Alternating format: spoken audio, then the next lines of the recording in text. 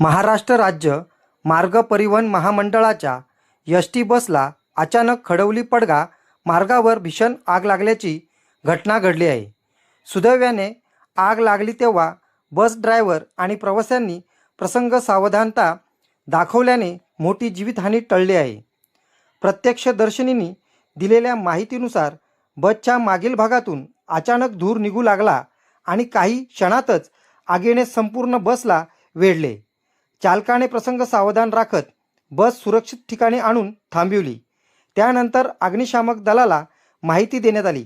त्यानुसार टिटवाळा येथील कल्याण डोंबिवली महानगरपालिकेच्या अग्निशामक दलाने घटनास्थळी धाव घेऊन आगीवर नियंत्रण मिळवले.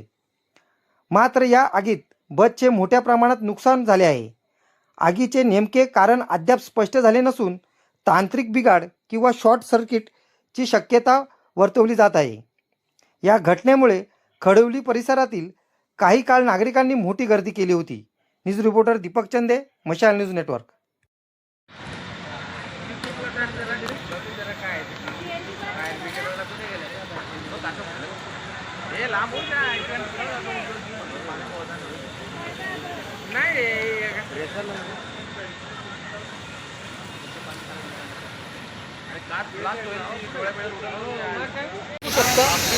धावत्या बसला बसच्या प्रवासाने भरलेली बस असं धावत्या काहीतरी तांत्रिक अडचणीमुळे पूर्ण बस ही निकामी झाली आणि ही बस पूर्ण गच्च प्रवासाने भरलेली होती.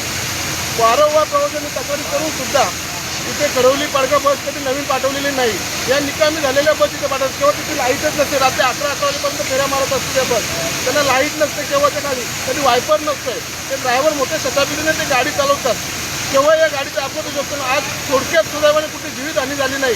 तर जेणेकरून त्वरित ते वाहन चालकांच्या निदर्शनास आले की आग चालू आहे, त्यामुळे लगेच प्रवाशांना उतरवून ती आग थोडी अग्निशामक दलाने आणि नागरिकांच्या सहकार्याने आटोक्यात आणली आहे.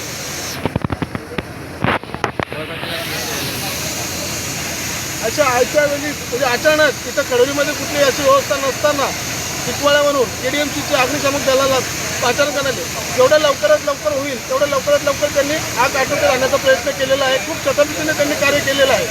आणि माझी प्रशासनाला परिवहन सेवेला एवढी विनंती आहे की इथे देताना बस जे देत आहेत तर पूर्ण निकामी झालेल्या बस इथे जे खडवली पडगामध्ये पाठवत आहेत. तर मला शासनाला विनंती आहे की इथे बस देताना त्या लोकांच्या नागरिकांच्या जीविताशी खेळू नका.